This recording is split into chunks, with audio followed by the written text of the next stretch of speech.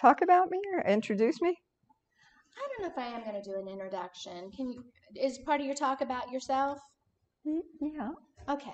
No, but I kind of had it that I was anticipating you were going to say something. Just say a second and say my name. That way my notes go with what I was anticipating. You can't get off the hook, Marcy. Yeah, yeah. Just, you don't have to, just very, at least just kind of.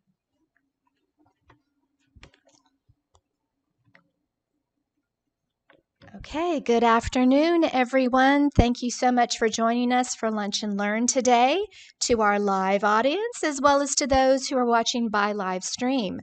Today's speaker is Ximena Peryea, who is a local Dallas-based photographer and who was featured in the exhibition Aquí, Ahora, which is a group exhibition of Latinx artists that's in our Carpenter Lobby Gallery. She has 7 photographs on exhibit, and today she's here to talk about herself, talk about her career, and talk about her photography. So everyone, please join me in welcoming Ximena Peryea. Thank you. Well, thank you, Marcy. And thank you for giving me this spotlight, this opportunity to share my photographic journey with you and for you that are joining us virtually. I'm in a happy place. I am always happy to be in the company of art lovers, and I love Irving Arts Center. And I don't take it lightly that you, my fellow art lovers, are taking a moment out of your December to give me the gift of your presence. So my intention today is for you to kick back and allow me to share my photographic lens with you. We're going to travel to Colombia, New York City, Montreal, Florida, and so much more. Along the way, I'll tell you a little bit about my family and my Latin roots. So let me immediately start by pointing the lens away from me and directing the attention to a most remarkable person here, Marcy Inman.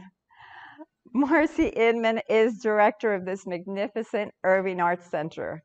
I am one of Irving Arts Center's biggest fans and admirers.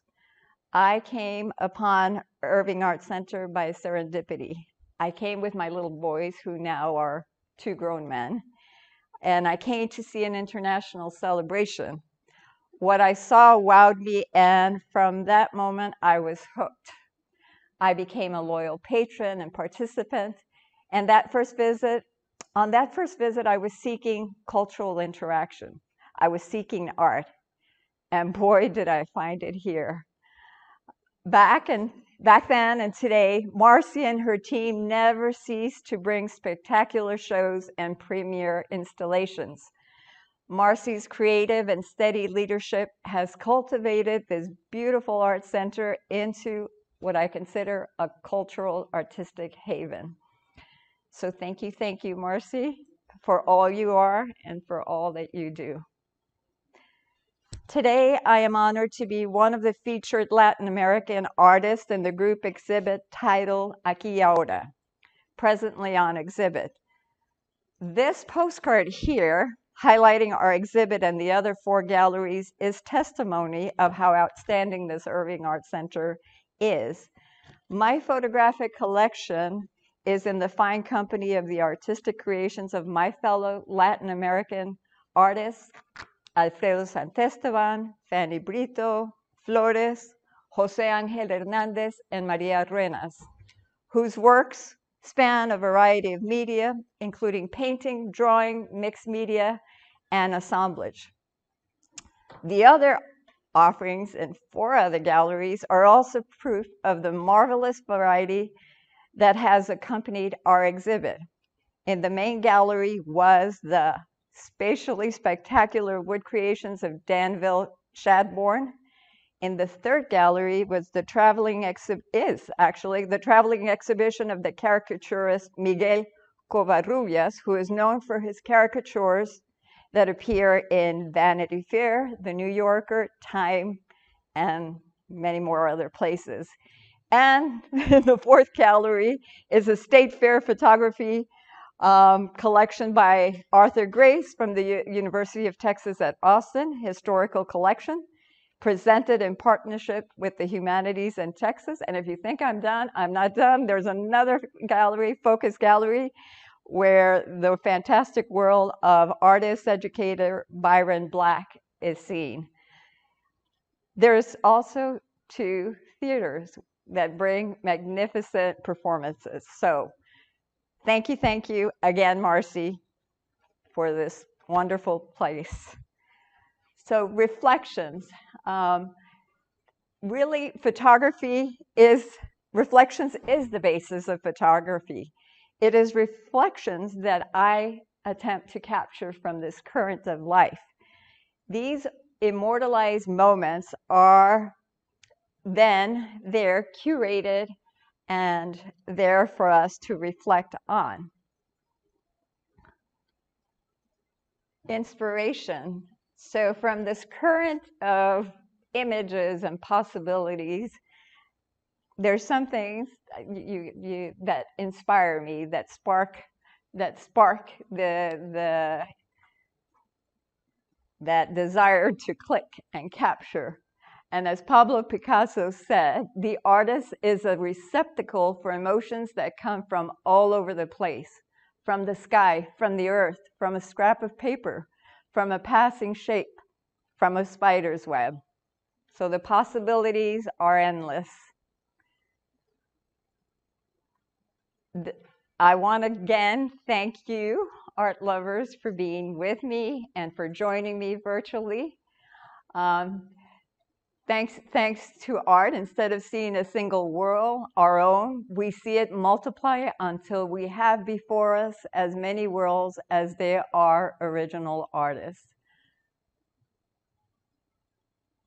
I am happiest in museums and surrounded with art lovers. And some of the things that fascinate me are even the guards that are guarding the art. I wonder, what are they thinking? A lot of the times, I think that they are works of art. I am intrigued by their beauty. And in here, their hairstyles and just their beautiful personas attracted me. So today I'm going to talk to you and guide you along the 7 works that are exhibiting with Aquí, Ahora, but I will show you much more. So Ximena, ¿quién soy yo? ¿Quién soy? Who am I? My story begins from Latin roots. Today, I stand before you as an artist, as a photographer. Photography grants me the ability to immortalize a moment in time, in essence, to capture the aquí, the ahora. And if you're wondering what does aquí and ahora mean, it means here and now. It allows me the possibility of capturing the here and the now. And if you're wondering, well, how do you say my name? Ximena. The X is pretty frightful to it's Ximena, although now XI is very much in the public with Xi, the president of China. So I guess it could be Ximena too. XI has that Xi sound, but it's pronounced Ximena, and my last name is Peryea, which is not Latin, it's French-Canadian from my husband's side. So anyway, so I truly believe in the transformative power of color and nature, and my photography are attempts to give stage to their magnificence. I approach art with a cosmopolitan perspective. However, it is my past that dictates my vision. And to fully understand where I come from, however, a more precise description of who I am would read as such. I'm a photographer, a biochemist, a nature lover. I'm a daughter, a spouse, a sister, a mother. Art is essential to my being. My photography is a collection of color pops, geometrics, and textures. I create contemporary works that are an invitation to contemplative reflection. I'm always learning and being enriched by the creativity of others.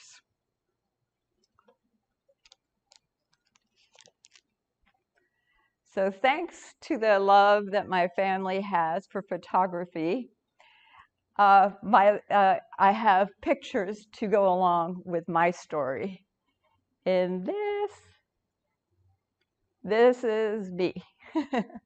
I grew up in a devout Catholic family, and my love for photography was born from the informal mentorship of my brother and my sister.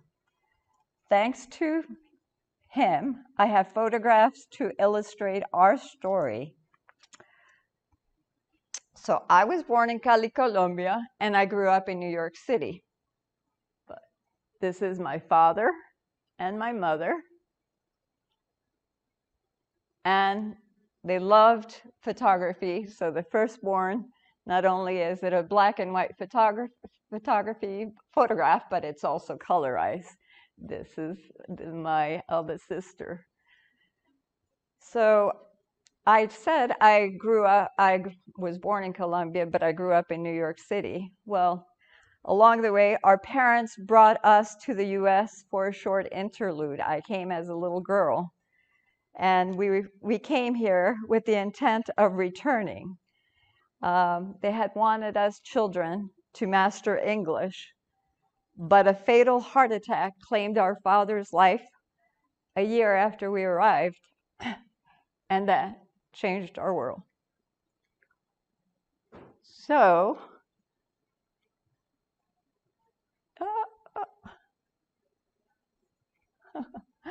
bear with me. Uh-oh. I'm going there. I cannot go backwards. Hold on.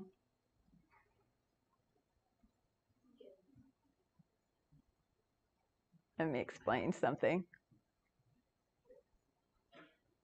All right. So, the picture in Cali, Colombia, we were celebrating our first communion.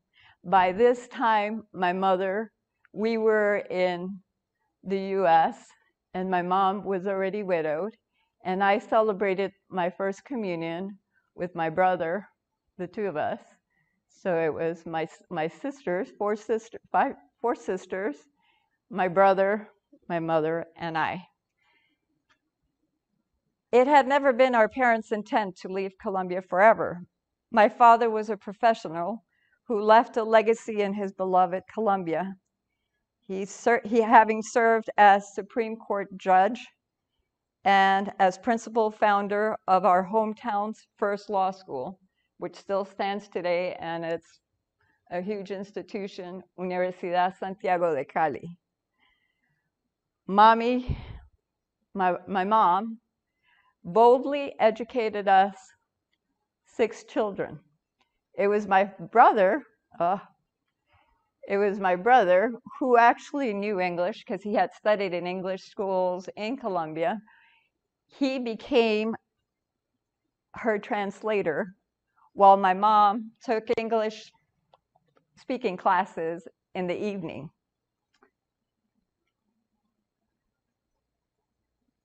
Both my mom and my sister became the breadwinners. So mommy boldly educated us 6 children, making intelligent use of the wealth of the cultural offerings found in New York City. From the perch of our Queens apartment, my brother, with his telescope, showed us Saturn, and in our makeshift bedroom darkroom, my sister, brother, and I developed our black and white photography. So as you can see, art has been integral to my upbringing. Photography has always been a part of my life, either as a subject or behind the lens. Let me start. So these are black and white photographs taken and developed by my brother, who was actually, like I said, my mentor, Emma, and who introduced me to the world of photography.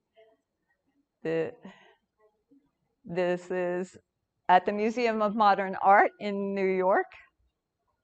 This is us at the Cloisters. Here I am with braces. All of these are pictures and photographs taken by my brother.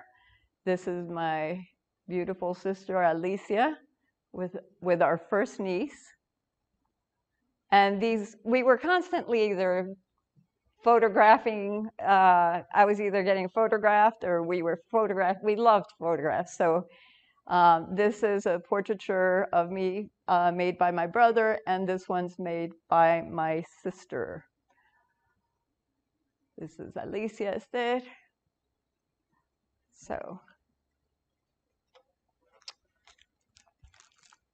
So as I said before, I mentioned my background, actually, my formal training is actually in the sciences. I graduated from the School of Arts and Sciences from Cornell University.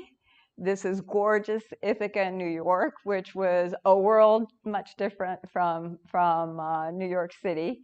Both I loved. So having lived in New York, because when people think New York, everybody thinks New York City, but New York City can also look like this. Very lush, very, very beautiful.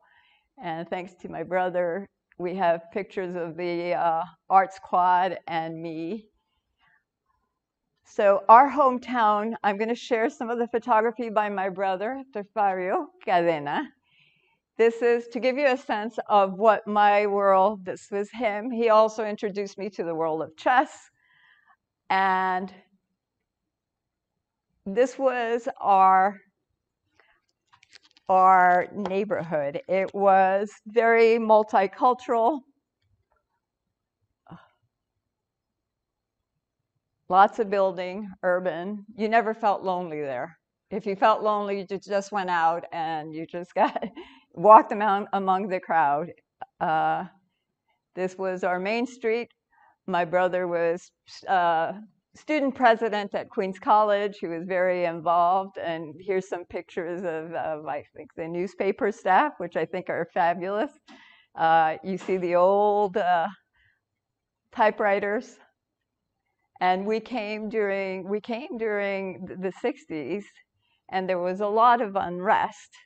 When we had, before coming, John F. Kennedy had been assassinated. Then we got here.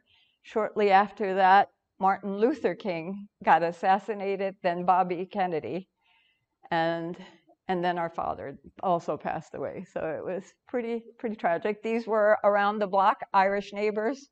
My brother loved to play, and his portraiture, this is just a very small sampling of his portraiture.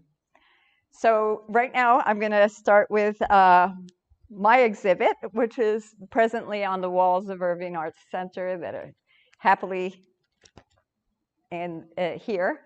And I'm going to first just show you the photographs, and I'll talk to you about a little bit about it. This one is I called it Sunrise Sunset 2020 Diptych. A lot of people go, well, that's not a photograph. And I'm like, yeah. It actually, I became very creative during our shutdown, our 2020 pandemic shutdown. My focus became even more intense during this COVID existence, and it resulted in me experimenting with everyday objects that resulted in this series. Sunrise Sunset evolved from a colorful set of teacups that brightened my spirit and my kitchen windowsill during the peak of COVID shutdown. So using elements from a colorful palette of teacup photographs, I took the liberty to choreograph a composition that evoked an abstract rendition of the energy and the movement of that comforting cycle of the sunrise, sunset that reassured me during COVID shutdown that there would be many tomorrows. I chose to create 2 panels in high gloss and frameless finish for 2 purposes: to accentuate the glass nature of my subjects and also to encourage play between the pair, thereby liberating them from any rigid rules of how they could be displayed. So COVID and the shutdown and that whole period kind of was a hard lesson for all of us on adapting to change. And these 2 pieces can easily adapt to change and take on different configurations. They could be hung vertically or however your spirit. Color for me has always been very important, especially during times of, stress. And those little cheerful color teacups were, if I could have put them in front of my eyes, I would have. Anyway, so I strive to be curious, I strive to be receptive, and I strive to not be dull to the wonder around me. I have several on exhibit right now. This is one of my works that is on exhibit. This one is called Man-Made Rainbow. This is a series from Berlin Marathon.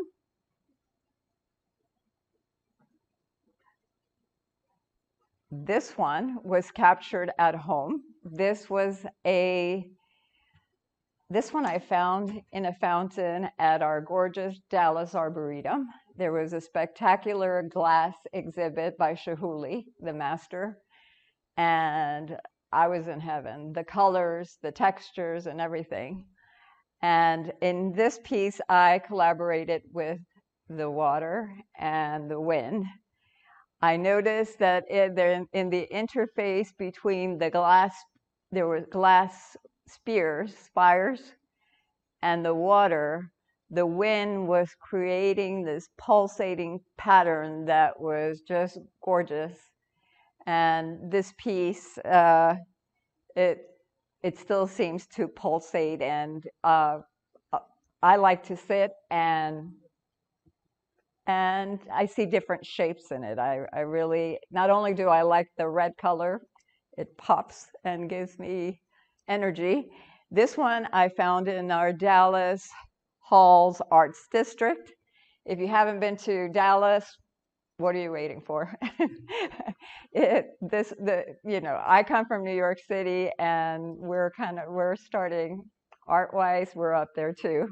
It's beautiful, and the Art City. Not only are the museums, this isn't a museum, but the downtown has a lot of glass structures and buildings, and the reflections are just mesmerizing. And here I was kind of lured by this portal, and I just love I just love the sky and how it kind of brings a doorway. So let's see.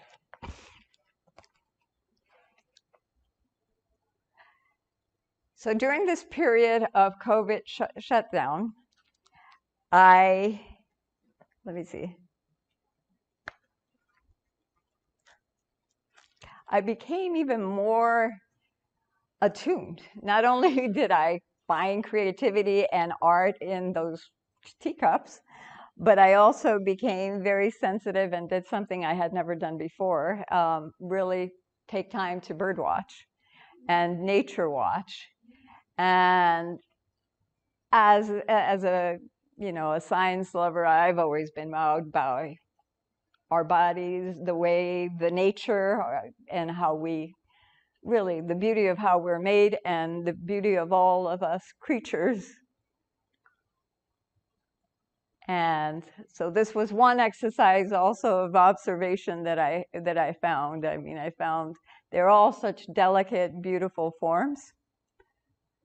Within here, I don't know if you see, but we had a fox that visited us. He visited us and spent one whole day with us, basically napping and taking turns of napping between lawn chairs and it happened to be our anniversary, so my husband really, I was totally amused with him, so he really was, he didn't really have to do much for me. We also had these kites, these raptors that came into our neighborhood. These kites are on their way. They stop in Texas on their way to Brazil, and they're called kites. And it's beautiful because the way they fly it is just like a kite. And the babies, they cry and they cry and they cry, and these feedings take place like in a split second, and it was just fascinating. To me, it's kind of humorous that I found comfort in watching them. Look at his red beady eyes and his claws.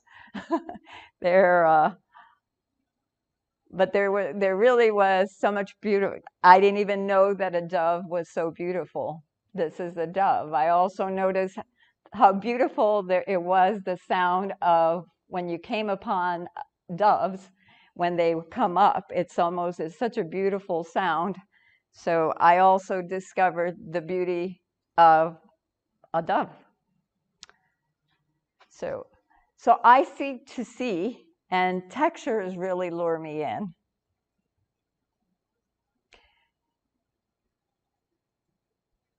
So as Harvey Broom, the naturalist, says, man has created some lovely dwellings, some soul-stirring literature. He has done much to alleviate physical pain, but he has not created a substitute for a sunset, a grove of pines, the music of the winds, the dank smell of the deep forest, or the shy beauty of a wildflower. So I love textures, and so I am drawn to the colors, the complexity, the patterns that you just find all around you. They're beautiful.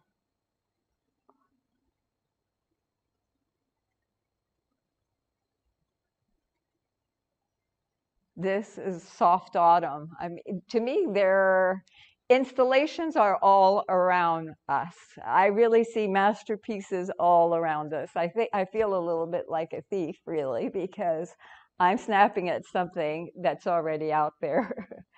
So it's a matter of hide and seek and catch.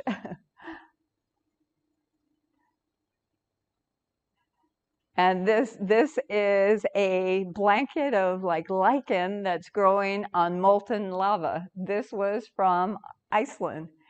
And this was a cute, beautiful textures out of this strange landscape. And this barren, hard rock was growing flowers, and this soft mat that almost, to walking on it, felt like walking on a therapeutic mattress. So all of these little details are what catch my eye. This is the texture of eucalyptus, the bark of eucalyptus trees.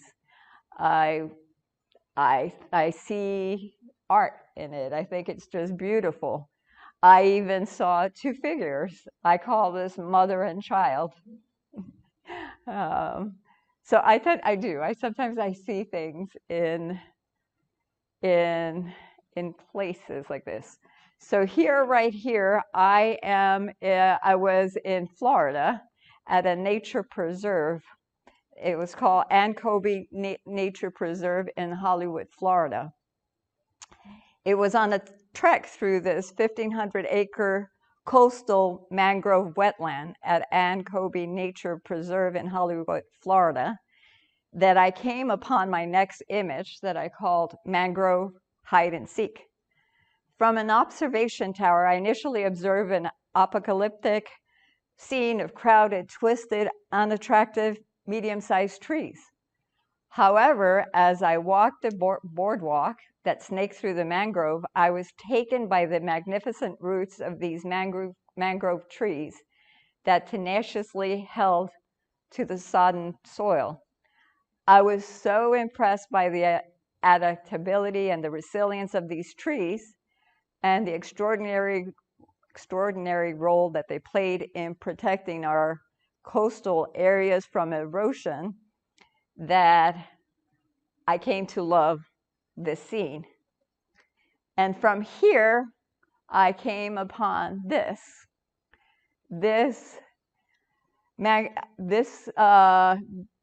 work of mine is called Mangrove Hide and Seek. And to me, it represents steadfastness and intrigue. Upon close observation of mangrove hide and seek, one almost sees a face floating. It's almost floating among the roots, not unlike the organisms that inhabit this unique ecosystem. And Kobe, who's the preserve is named for, fought for the preservation of this intertidal region and won. So one can imagine that maybe the visage that we're seeing is her spirit that still resides there. So my photographic evolution involves a large body of portraiture work. I am an observer of people. I have a passion for people and the life stories that their faces tell. Like I said, I grew up in ethnically rich urban Queens, New York, among Asian, European, Spanish, and African immigrants. As a young adult living in New York City, I took many mental portraits of the people in the subways. So in the confining environment of the subway, people of different walks of life find themselves in each other's personal space. The fine suit and the leather pumps next to the factory worker wearing a winter coat with the advertising label still stitched to the sleeve. The differences are intriguing. I wonder, what have they lived? What do they dream of? What have they had to endure? Some physiques are harmonizing, other jarrings, and the rest are so bland that they don't get noticed, nary a bump from the large crowd. In the following portraits, they were not taken in the subways. Those portraits I took are just here and in my heart. I was just taking them with my eyes. The following portraits are those that I took formally. It has been my intent as a photographer to capture the essence, the wonder, the soul of a subject, whether a person, place, or thing. So this portrait was of the children of our neighborhood. It looks like there's a sticker of the American flag on this photograph, but it isn't. They were actually holding the American flag. This was just a few weeks after 9/11. And I was taking a large format photography class, so I was across the street with those old-fashioned cameras with a cloth over my head. And it was funny because I was walking with the kids, and one of the moms came out because she was worrying. The kids were walking out of the neighborhoods like a Pied Piper. You know, I had this bunch of little kids following me. All these kids are now grown. They're professional engineers, doctors. Some are married. I like portraiture. I also love to see texture and color, and I like to take portraits of people in their environment. This is a photograph I took in upstate New York. We were in the Catskills at a bed and breakfast, and called Bed on Clouds. This is my brother. Actually, the owner of this bed and breakfast, he's actually also a professional photographer. So I do portraiture also when I travel. I mean, a lot of when I am traveling, the photographs, the places and their impact on me result is basically on the people that I meet along the way.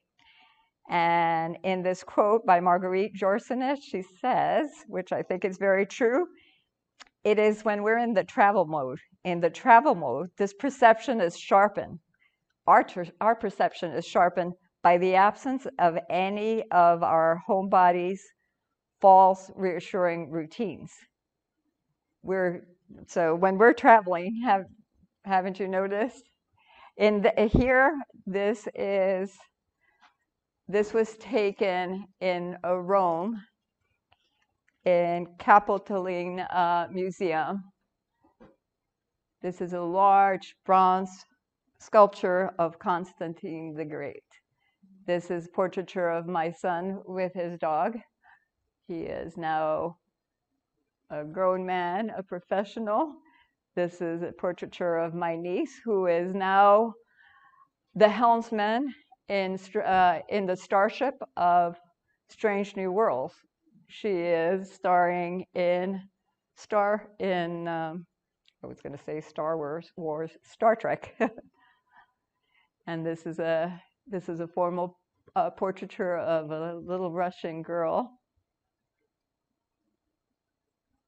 And I like whimsical. I'd like to carry that spirit and that playfulness. This is my other son, Louis. So these were the two little boys that I came through to the international celebration when I first came to Irving Arts Center. They are now both professional grown men. So, and she is now a fiber artist and a wonderful daughter and a professional.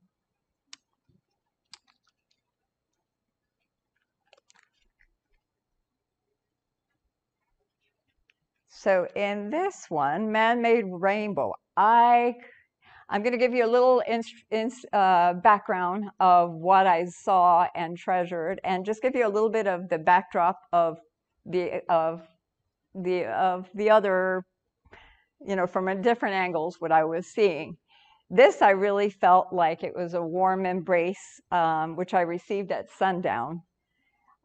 This is called Palais des Congrès de Montreal. Many events happen there. There's a lot of bustle and hustle, and I know that I couldn't just pass quickly through it. I had to be awashed in that color. It was beautiful, and Montreal gets dark very early, especially in the winter time. So I can imagine, that people could use some sun therapy there. This is from another angle. I think it's a work of art just created by naturally. And this is just the building across from the Palais des Congrès. I find that all those color patterns beautiful. Also from Palais des Congrès. No, this is not Palais des Congrès, but that's downtown Montreal. And it almost seems like these blue rods are lifting up the sky. And in this Berlin Marathon series, it was a cold day, wet, and my attempt was to capture the buoyant spirits of these marathoners. What was cold and uncomfortable actually became an asset. The wet, reflective pavement became my background, my medium, and the clothing, the colorful clothing and the movement of the runners became my brushes. So I like to play with the camera. They almost seem to disappear and it's almost like their superpowers have been captured. So out of Berlin, from a place where here, I find it kind of interesting that before people were running to get away and try to get to the other place. Thankfully, now we were in a happy place. Berlin. This was where the Berlin Wall was. And thankfully, that is all past.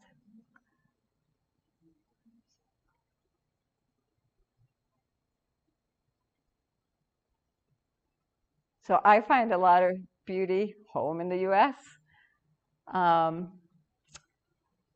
There's Glass Cuts Water. Why did I title it that? Because it really looked like almost it was bleeding, like the glass had cut the water and it was almost bleeding. A pretty type. And we're ready. And this I titled KPMG Ethereal Perspective. It is an opening into a world. This nature scene and portrait of mine is from Saranac Lake. This is nature being the artist, and I, the happy, lucky photographer, coming upon it. It really, the rocks have a patina, the pine needles just add a beautiful texture. This was back here at home in Fort Worth Refuge, and it was a fall day. I was with my brother and my sister. There were deer all over, and to me, it looked just gorgeous. I couldn't. Seconds after I took, I was right here taking it when my brother screamed, "Watch out, there's a deer coming." There was a big buck, and I do kind of have a little blurry picture of him. I was so frightened. The ground was shaking, and he was literally running down. There's nothing like Texas sports and Texas football and Friday night lights. And this is a beautiful picture of unity. I wish I would have taken a little bit more of their heads, but this is just beautiful. I mean, I always thought that's also something that if you don't live in Texas, you should come. It's something to behold. It's actually genius that the parents have this football, because they don't really realize it, but your parents are there watching you. All the kids are down on the stadium, either in band or playing football or dancing, and it is such a great sense of community. In the Arts District, I'm a watcher of people. I like details, I like colors, and in this one, I found it curious. They're not only she's younger, she's got her pumps. She's older, she's got, you know, more sensible shoes. And I like how they coordinate red and red, green and green. I also was taken by her creative tattoos. I'm drawn by tattoos, and I often want to look at them and really get the story. And it's always a little bit awkward. I never know. These are more of the reflections in our arts district. I think the reflections create a work of art. They're so interesting to me. Here is another reflection, and it's creating this grid and this view, which I also find very beautiful. This one was at Duke University. This is where one of my sons graduated from, and this is a heron, and just beautiful. Not only his stillness, it was really poetry just standing there. So Hollywood, Florida. Dana Beach is such a great source for photojournalism. There's so many ages out there. It's just beautiful to see. You have Canadian, French Canadians, you have the young, the old, you have those bikes with like 6 family members biking. It's fun. It's fun to watch. And then at sunset, it really is a beautiful, it's like everybody communing, like a communion of people. We were lucky enough to go to Kyoto, Japan, and this girl was celebrating, you know, in traditional garb. I love her father, which I assume is her father, and his protective stand, and just the details and the colors of her outfit. This is also, I saw a lot, but there's always, as you all, when we travel, we see a lot. We're almost inundated with so many images. And then some kind of always sort of remain in your heart and kind of define it for me. And these are some that define the Tokyo. When we went there, we went for New Year's. This was before COVID. And one of the things that I found so intriguing then was those face masks. I wasn't accustomed to that. And what I kept seeing is, it was weird because sometimes you would see a young couple. The girl was all, with her fashionable purse and her little outfit, and she was wearing a mask, he wasn't, and there was all this mix. So I found it very interesting. I also kind of was not liking it because people look very serious when you can't see the face. You lose a lot of who they are. What's interesting here is that he's got this book that says it's something he's reading about culture. So this tells a lot. Again, finally, this was one of my subway portraits. What I found interesting was that in India, when I went to India, I have a photograph. I found him curious. He's also has what appears to be a Louis Vuitton, and he has this T-shirt that says "culture." Yeah. So also India, a beautiful, colorful culture, which is actually embedded in my life. Two of my sisters married two brothers, and they're from India. This is also India, which is totally not the India that I had ever, thought of. This is Munnar, and this is where our tea leaves come from. It is just, to me, it almost looked like a cranium. It was just beautiful. It looked like someplace in upstate New York.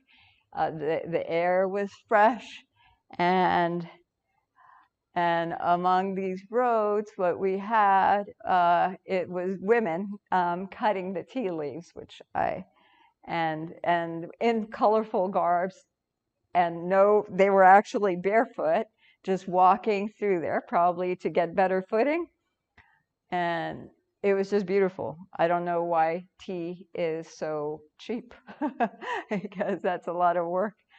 This was at the Taj Mahal. I saw a lot of beautiful things, but he was one of the beautiful things I saw. I call him Taj Elder.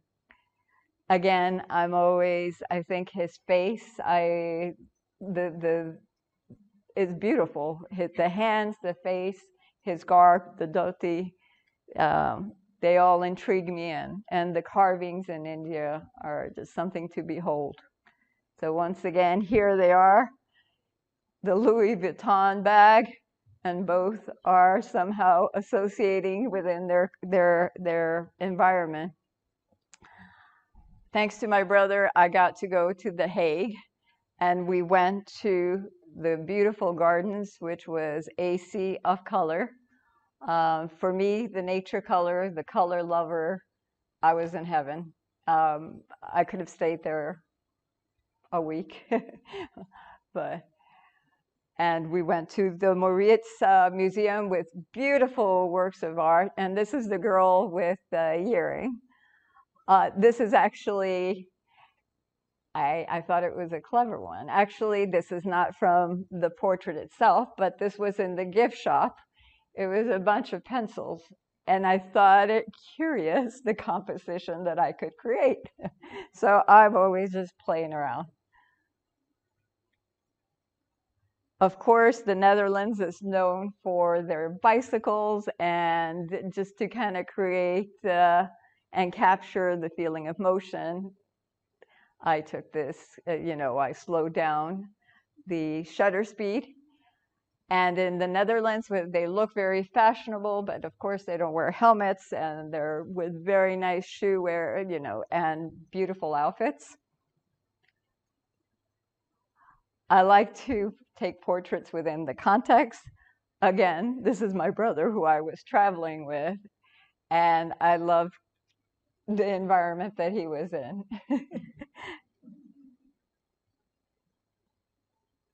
He, in return, it was nice. Actually, I have the best of times photographing with my brother, because we're all trying to find creative ways. And here he photographed me and was creative, is that he's like only sons, is what's in the backdrop, which is me. I only have two sons. in Reykjavik, Iceland. That was a spectacular trip. I felt like I went to Mars and came back safely. It was spectacular. It was another world. It was beautiful. And in here, I love to see how other people are interacting, especially children, how they're interacting with their environment. And I also love to see how friends interact. It's curious because when you look at friends walking together, you notice that actually they tend to kind of dress similarly. And it's always curious. Or spouses, after a while, you start to look like your spouse. And in here, these three, I don't know if they're sisters or friends, they are dressed very similarly. But she is wearing a traditional headdress. And I love what it says, be nice. Be nice, yeah. And it's just so beautiful. And this little girl was just so sensual. She was just taking in the experience, from the wake of him traveling, you see right here. And it was just really beautiful. If I could photograph the children, I am more sensitive now to photojournalism, considering with social media that they can be posted everywhere or modified. So unfortunately, if I could, I would photograph them and their faces and more, but I honor their privacy. But I think they're beautiful. The way they interact. I like the little nuances. Out of this little spot that was growing naturally, somebody drew a little happy face. And I love the moss, the textures. Those little things don't go unnoticed. And this is the glacier and the magnificence of this area. It's just beautiful. This is more of that lichen that grows on. There's lots of acreage that has been claimed by molten lava. And what after a while grows is this lichen that it really, walking on it, it feels like walking on a mattress. And you drive and drive and you're alone for a lot of the time. On this trip, this is a classic black and white photography. I have done classic, darkroom photography. This was done not with a digital camera, just regular film photography. And this was at the Louvre. And I call it Girl at the Louvre. There's the little girl. And of course, the structure, the architecture is just beautiful. And that's where sometimes I think black and white photography almost draws your attention more to those details. And sometimes the color sometimes you need color, and sometimes a photograph, it says more with just in black and white. In Milan, this was in Milan, and this was intriguing to me. So I was able to go up there. Tourists were able to go up and actually tour up there at the Spears, and it was magnificent. There were a lot of people just walking by, walking in. But at the same time, this is a Catholic church. This is the Duomo. And there was this very, risque propaganda right there, which was kind of was curious to me. There's this woman talking to these two police, and I'm kind of wondering, I don't know, for some reason, this is one of the photographs that I like of Milan. A lot of the activity at the Duomo is not taking place in the Duomo praying, but actually a lot of people sit at the steps outside, and it seems to be an endless parade of people and people watching. And this is the case of friends walking together. Again, everybody is sort of dressed to kill, and this I call a walk with Audrey Hepburn. They're all very fashionable. She's got her cigarette, her bracelets. They're all very beautiful, but it's a cultural thing. Very fashionable. The men are very fashionable. And in Argentina, this was also another site that I really couldn't understand. This was the government building, kind of like their White House, but it's the El Palacio Rosado, I think it's what it's called. And I just couldn't understand then why were there these blockades. And the blockades actually had all sorts of messaging on it. And it was curious. Of course, the tango and the color of Argentina is also what attracted me and remains in my heart and as one of my favorite photographs of Argentina. So with that, I end. If you want to see more of my photographs, I do have my collection, well, not my collection, but several of my pieces highlighted at www.ximenaphotography.com. And I will end with my sister. My sister was one of my mentors and another art lover, and she passed away in 2016. She was an artist too, and she's left a beautiful body of work, which I will be representing in the future. And as I guess to know a little bit about her, I wrote a little something, and I said, art and the need to create art was vital for Mariela. It was the means by which she breathed, explored life, and reflected on her imminent mortality. She delayed death for 26 years, having been diagnosed at the age of 37 with advanced breast cancer. Her artwork is uninhibited, innovative, and evocative of her journey. Passionately and in the midst and in between battles against subsequent cancers, she fervently created a volume of a work that is unique and relevant, and it's never been exhibited. Humor, determination, and generosity were her signature traits. Mariela was drawn to people, artists, writers, works of death that challenged the norm. She gravitated towards the art world in her travels and at home, where she frequently frequented galleries and museums. Largely self-taught, she enriched her background with courses at Pratt Institute School of Art and Design in New York City. She had a keen eye, and she drew inspiration from nature and the Japanese aesthetics of the architectural firm where she made a living. I am now her voice and her advocate in the art world. She was an artist. She was my sister, or she is my sister.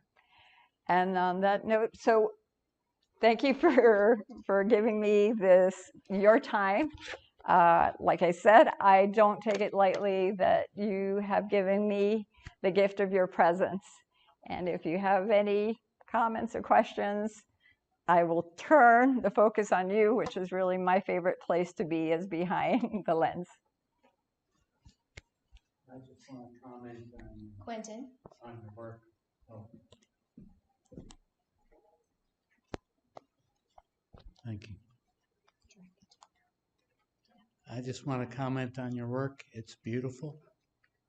It's fantastic, and it's really powerful stuff. That's it. And I thank you for being here. Oh, well, thank you. That means a lot. Yeah, and really, I love to hear, even when I'm at art galleries, it doesn't have to be my artwork. I sometimes want to kind of step right next to another person and it's like, what do you think of this? What do you see? What are you reacting to? So I love that I love those stories that are shared.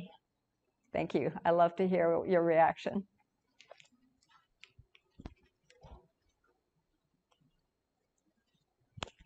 Hi, my name's Bobby, and I love your work, and I'm even more inspired by what you've shown us today.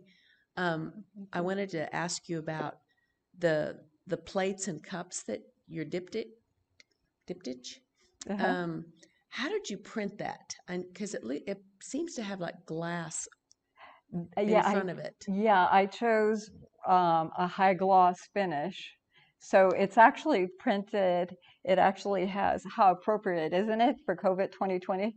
It actually is a plexiglass, a high gloss plexiglass. So that also, I had never thought of it, but it kind of goes with the times.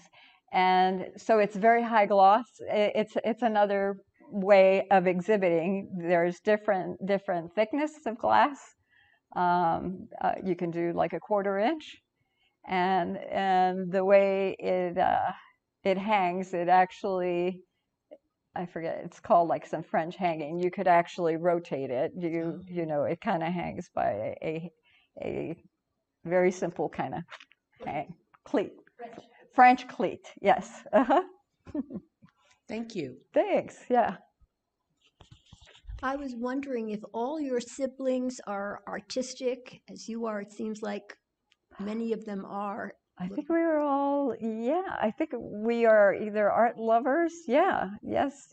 My sister Esther, she's the one that I went to Paris with, and also an art lover. So it's so much fun to go to art museums with somebody who really loves art and culture, and that was my sister Esther. Mariela, who passed away, art lover. Alicia, too. She was a photographer, but she was also a biologist. And Maria Eugenia, architect. Also, she's an art lover. Yeah. And Alicia, my sister, actually did watercolor. She does watercolor. And she's trying to draw me into that, but I haven't done it yet. Thank you. Yes.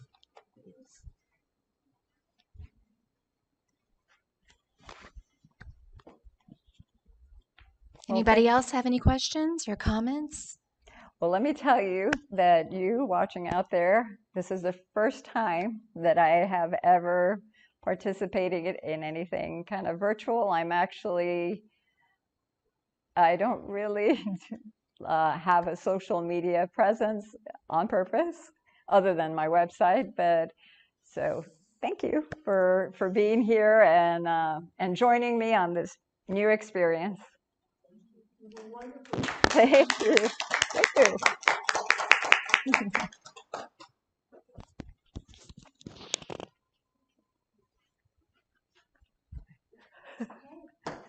Good job. How long? Oh my God. And you know what? I forgot I did it on time. Yeah, did good. All right. Thank you. And live streaming. And it's now gone, right? We're not live streaming anymore. Well, we could be. Oh my God. I think Dave might be cutting it off.